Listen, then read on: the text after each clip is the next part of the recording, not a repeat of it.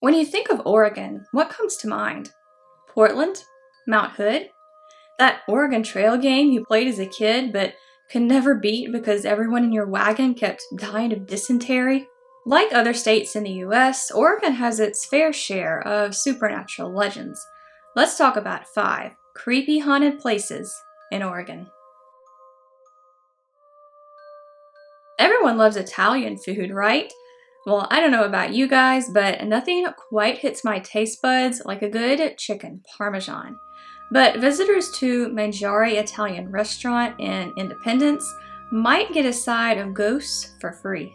The restaurant was opened back in 2012, but occupies a building that dates back over 100 years and started out life as a hotel.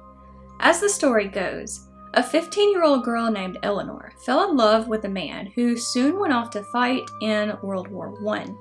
When he was killed in combat, she took her own life by throwing herself into a skylight, her body landing in what is now the restaurant's dining area. Other sources say she killed herself after her boyfriend enlisted in combat.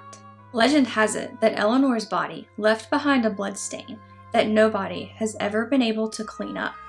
Visitors to the restaurant, as well as the surrounding area, have reported seeing her ghost.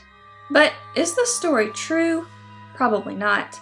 There aren't any specific stories associated with Lenora or details of the hauntings, at least not that I could find.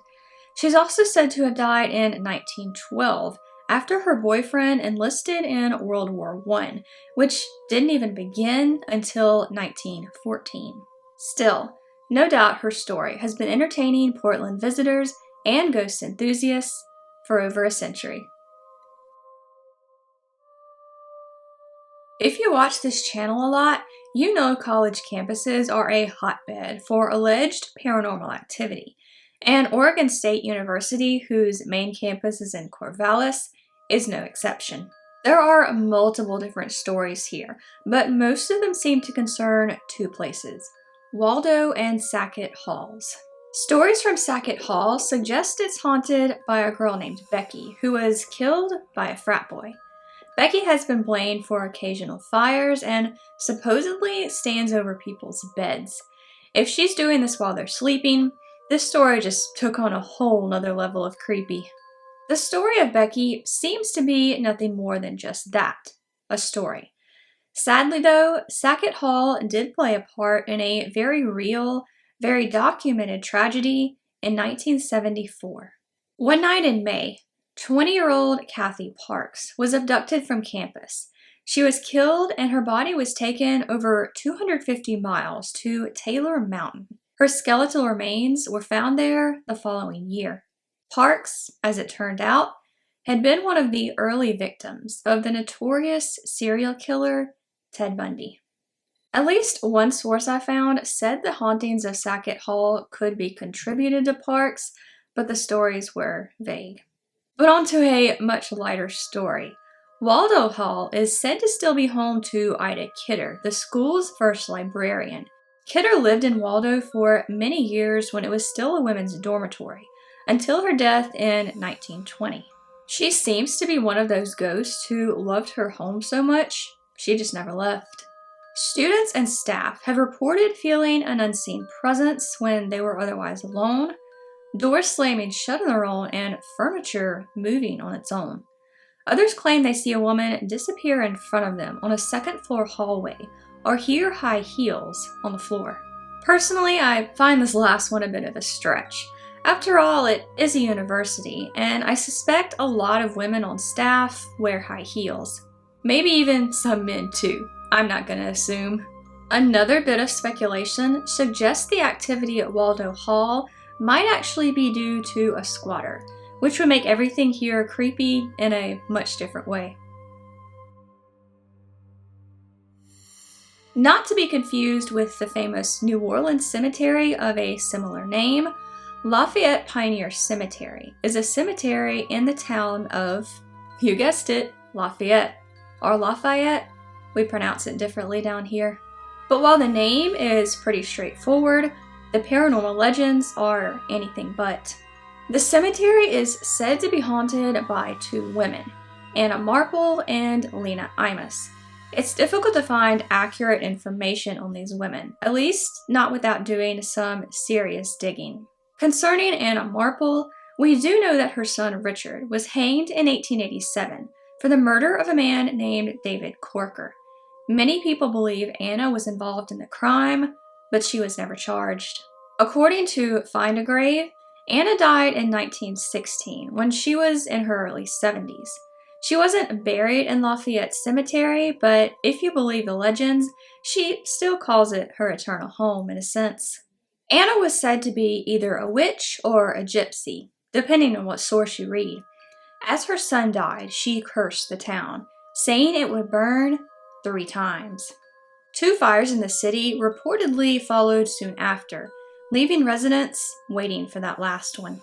Visitors to the cemetery have reported seeing an apparition laughing over the graves. If you go after dark, you might be chased away by a woman with talons, leaving claw marks on your back. Another story concerns a married couple who visited the cemetery in the early 2000s. They didn't experience anything unusual while they were there, but they did film their experience. When they reviewed the footage, they heard a woman's voice saying, "Run home." There's even less reliable information on Lena Imus, the other alleged ghost of Lafayette. People have reported seeing a woman among the headstones and hearing laughing or footsteps, reportedly all attributed to her. However, these things could also be attributed to living, breathing people. Lena is also said to haunt a nearby winery that used to be her home. Underneath the streets of downtown Portland lies a series of basements and tunnels. All sorts of stories abound concerning these tunnels, many of which allege they were once home to numerous illegal activities.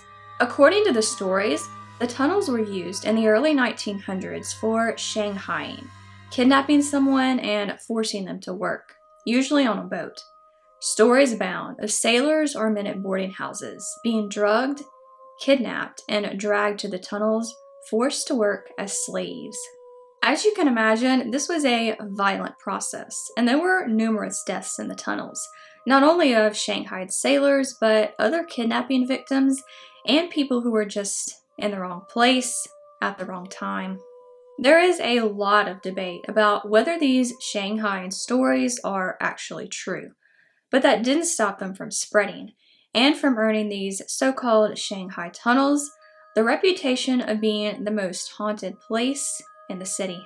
One ghost reportedly sighted in the tunnels is that of an Asian man dubbed Sam. Sam is said to turn off lights in the basement of nearby bars and move things around as people walk by. Another reported ghost is that of a woman named Nina.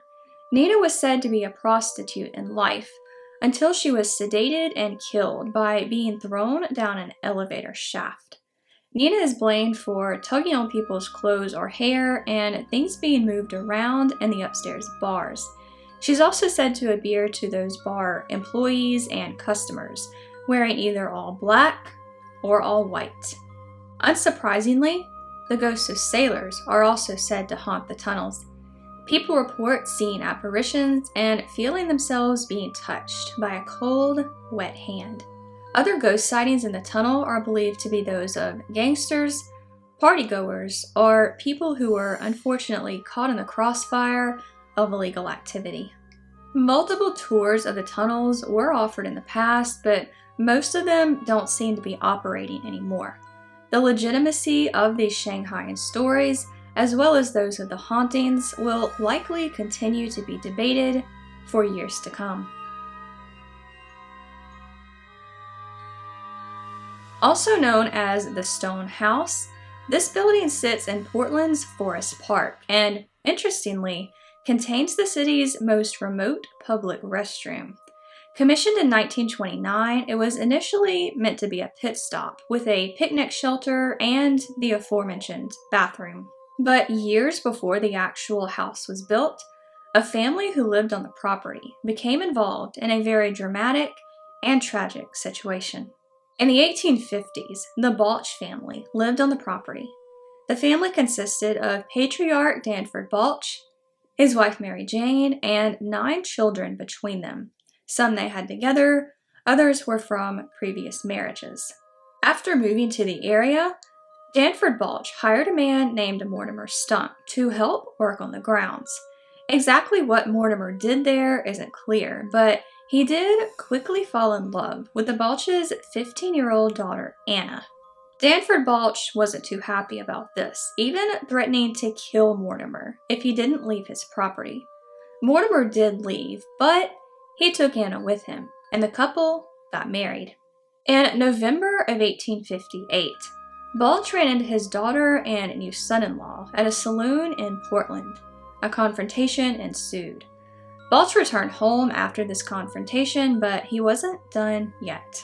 He had another drink, something he reportedly did often in these days, grabbed his shotgun, found the couple again, and shot Mortimer twice in the face.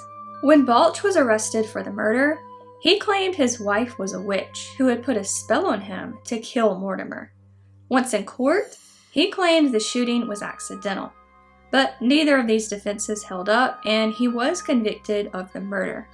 He was hanged in October of 1859 in what was reportedly the state's first public execution. After Balch's death, his land passed through several different hands before the so-called Witch's Castle was built. The building is abandoned today, though sometimes occupied by the occasional squatter or partying teenager. But is it also home to more otherworldly beings? The ghosts of just about every character in this tale are said to haunt the area. Danford Balch, his wife Mary Jane, Anna, and Mortimer Stump. Visitors have reported flickering orbs around the building, ghost children whispering nearby, and horrifying screams that presumably can't be traced back to any human. Interestingly, guests will also sense that there's a passage nearby that will take them home. A man dressed in 19th century clothing has also been spotted, walking around and hooting like an owl. I don't know why he does this. Sometimes the man will ask people if they've seen Anna. Sightings of the man go up during the month of October, the month that Danford Balch died. Is this Balch in the afterlife looking for his daughter? Maybe to beg her forgiveness? There is one more odd story of the place that's been attributed to the supernatural. Reports of toilets flushing on their own. However, if they're automatic flushing toilets, that's not too surprising. Those things practically have a mind of their own. So those are all the haunted places in Oregon I have for you today. Let me know in the comments if you've ever been to any of these places and experienced anything supernatural. Thanks for watching and have a creepy day. Bye guys.